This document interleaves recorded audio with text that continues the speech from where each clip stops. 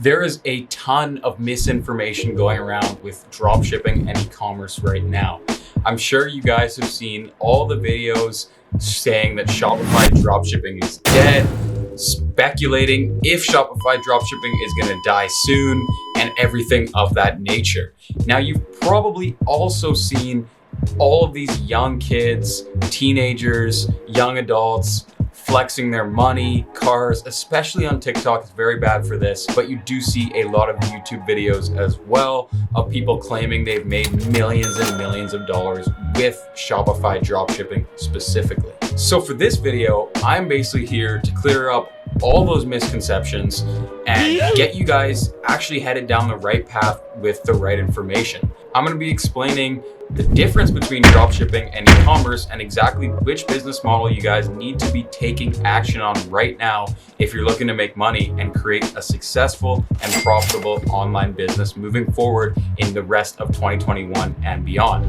And of course, I'll also be answering the question, is Shopify dropshipping really dying? And giving you guys so many more golden nuggets. So make sure you guys stick around through the entire duration of this video. And just before we get started, also make sure you guys book in with me and my team for a free strategy session. The link is down below. It'll be the top one in the description, and we can talk about everything dropshipping, e-commerce, and how you guys can get started making money online right now. While you're down there, don't forget to smash the like button for the YouTube algorithm. It helps my channel out so much and allows me to keep putting out more content like this every single week.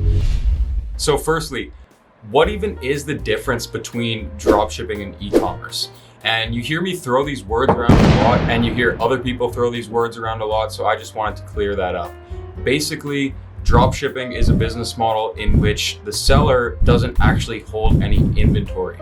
So essentially, you'd be working with a third-party fulfillment center, a private agent, or some sort of other website in which you order the product and then the product gets directly delivered to your end consumer without you having to touch it at any point in between. Now, e-commerce is just online business in general. So e-commerce encompasses dropshipping and a whole lot more. The act of e-commerce is basically electronically ordering and delivering a physical product or service. In other words, through the internet, online business. Now, when I say I do dropshipping and e-commerce, that is actually because I do both. And I do kind of a hybrid method of the two, you could say, and that's exactly what I teach. That's what we'll talk about if you book in for a free strategy session, and that's what you'll learn about if you decided to watch more of my YouTube videos. Basically, what I do is I start with dropshipping, and there's a very specific reason for this. I am personally not a multi-millionaire that can be throwing hundreds of thousands of dollars into every business or product I decide to launch. But at the same time, I also don't want to make any investment up front before I've validated my product or service and I have proof of concept on what I'm actually going to sell. So I use dropshipping as a vehicle to test and validate my ideas. And then if it pans out, if I start to make sales, I see cash flow coming in, then I will take that dropshipping business and turn it into a full-fledged e-commerce business and hopefully grow it and scale it from there. I hope that's making sense to you guys, because to me, dropshipping is what's changed my life. It's what's allowed me to jump in head first into all these business models, only risking a few $100s up front for every product or idea or service that I want to try selling online. And this can be done in a matter of days. So I don't have to spend so much time, energy, resources, and money just to validate that my business could actually be a real thing and start making me money. And that's why dropshipping is such a powerful tool.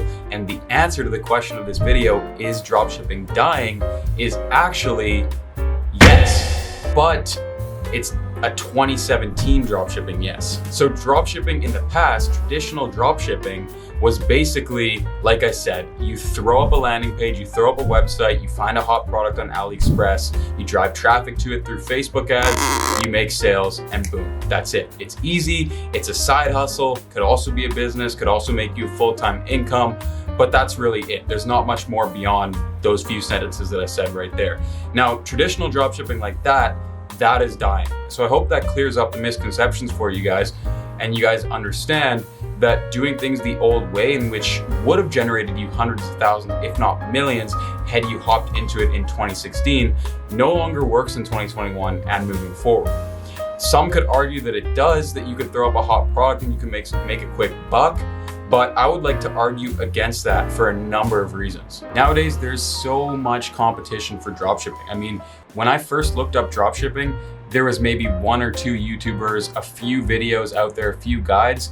You look up dropshipping now, and it seems like everyone, their mom, their grandma, their uncles, everyone is making a dropshipping store and posting about it on social media. And keep in mind, those are just the ones you see on social media. Those are just from influencers like me. I know people who have multi-million-dollar businesses that started from dropshipping. Trust me, everybody is in on dropshipping and the online game right now. But I always say, where there's saturation, there's also demand, and there's also a lot of money to be made. So that doesn't mean that you can't make money dropshipping. It just means that the traditional way is now dead. Now, rising Facebook ad costs, and that's not just Facebook, that's all ad platforms. And that's kind of linked with competition. As more and more people are coming into the market and becoming dropshippers, learning from people online such as myself and starting their own stores, what do you think is going to happen to advertising costs? They're going to get inflated, and we're going to have to pay a heck of a lot more. Back in 2016, 2017, you could be paying $1 to $2 for thousands of impressions, and now the average CPMs are well above 10, if not 20.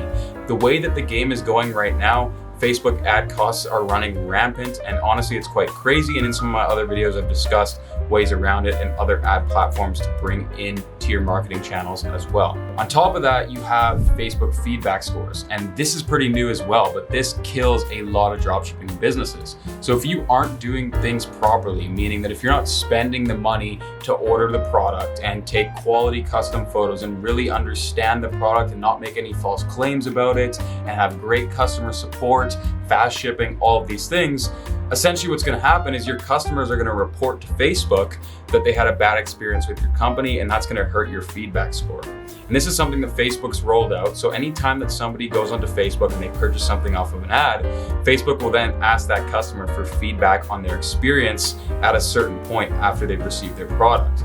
Now, the reason why you want to keep this as high as possible is because if it dips below a 2.0 score, which is actually pretty easy to happen to one of my businesses, then you're done. Facebook says, you're done. No more advertising for you.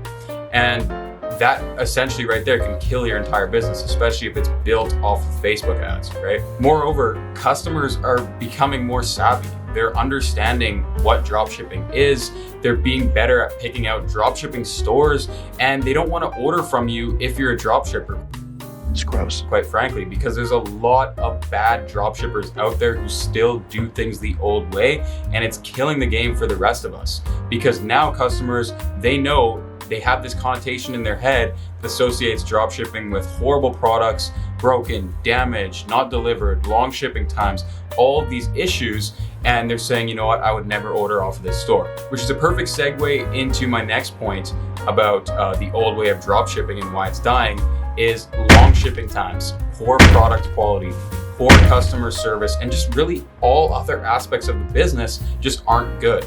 It's simply just a hot product being pumped with Facebook ads, people buying it on impulse, and that's the entire business model in and of itself. Now, the type of dropshipping that isn't dying is the type that I teach, and that's the 2021 dropshipping method. Now, in 2021, there is a way to dropship to mitigate and avoid all of those problems as best as possible, and a way to stay afloat in these terribly choppy waters right now of the dropshipping world. And that's how to launch and scale a long-term, profitable, and successful e-commerce brand using dropshipping in the beginning. So exactly what I was talking about before, you only use dropshipping for a short amount of time. And even when you're using the dropshipping business model, you're super careful about how you're using it. But lucky for you, it's not actually that difficult to combat all these issues with traditional dropshipping. And of course, I have so many resources, suppliers, things like that to help you out and get started. So go ahead and book a free strategy session with us if you haven't already. Please smash that like button while you're down there. But anyways, it comes down to one thing. and that's having the proper back end and systems in place. So many people overlook that because, of course, everyone's focused on the fancy and flashy numbers, the 100K dashboards, things like that, which of course is going to come from your marketing and your product. But at the end of the day, all of that's just going to be refunded and charged back if the backends and systems aren't in place. So the number one thing here is to just stop using AliExpress. They quite honestly screw over pretty much everyone that they work with. And that's because they have horrible shipping times. I know Alibaba, the parent company of AliExpress, is trying to combat this right now, and they're actually working on eventually becoming a direct competitor to Amazon shipping, which I don't know if they're gonna be able to keep up with that, because Amazon is insane with their same-day shipping and stuff like that. Especially living in this Amazon Prime era right now is even more of a reason to fix up the way that you dropship and scale an e-commerce brand. So instead of AliExpress, you can get a private agent. If you don't have a private agent, go ahead and DM me Supplier on Instagram. I'd love to help you guys out, just because I don't want to see any more bad dropshippers in this day and age. You guys, if you're a bad dropshipper, you're killing the game for the rest of us. So go ahead and DM me Supplier on Instagram, and I'll set you guys up with one of my great suppliers. Now, Supplier, for so many reasons, takes the cake in terms of who you should work with as a dropshipper. Reason number one is shipping. Long shipping times, notoriously one of the worst problems with traditional dropshipping, and having the right supplier can combat that, because the right supplier can offer you so many different logistics. And basically, there's logistics I didn't even know existed. Off the top of my head, I can think of a few: Yun Express, SF Express, DHL, just a few methods that can go directly from China to an end consumer in the US, Canada, UK, wherever, in a matter of days. And although it's not Amazon Prime timing, 3 to 5, 3 to 7, 3 to 10, any of that range is pretty solid, and you can usually get those express logistics when working with a top quality private agent. On top of that, you have much more negotiation power. So you can actually text back and forth with your agent, continue negotiating, especially if you have a list of agents and you can figure out the best price. On top of that, you'll get better reliability, better communication, be able to work out any problems right away. And a lot of agents can actually get custom packaging and branding onto your products. Now, if you guys are thinking, okay, this is amazing, I'll just use this method, use your agents and suppliers, and I'll never have to launch an e-commerce brand, I'll just drop ship my way to victory. Yes, you technically can do that, because working with these agents and, actually reinvesting your profit into hiring VAs, customer support teams, employees, and other managing roles onto your team to help you out and further best service your customers so that you can build a great brand experience overall, will do you justice.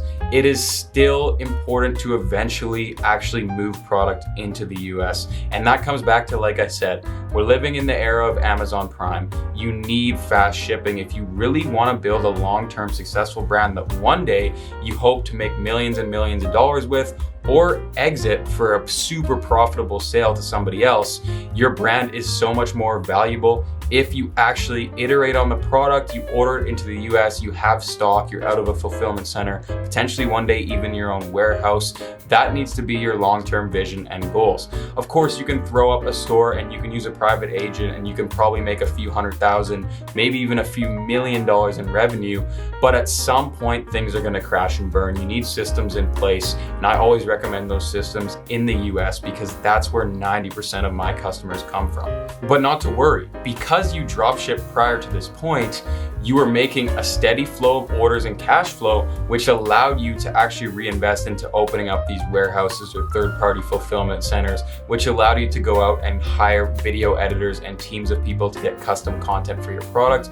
Maybe you hired an agency, maybe you hired customer support teams, all of these things. And from that point, it should be smooth sailing with your e-commerce business. Granted, it's entrepreneurship. There's always going to be fires to put out, but that's really the goal. And that's exactly the process that I'm following right now. Again, if you guys want help with this entire process, I would love to work with you. But let's start with a free chat, no strings attached. Go ahead and book that first link down below. I can't wait to get working with you guys. I'm super excited, and I hope that this video cleared up a lot of your potential misconceptions about dropshipping and e-commerce, or maybe just gave you a better idea about online business in general. Anyways, thank you guys so much for watching. See you next week. Peace out. Perfect.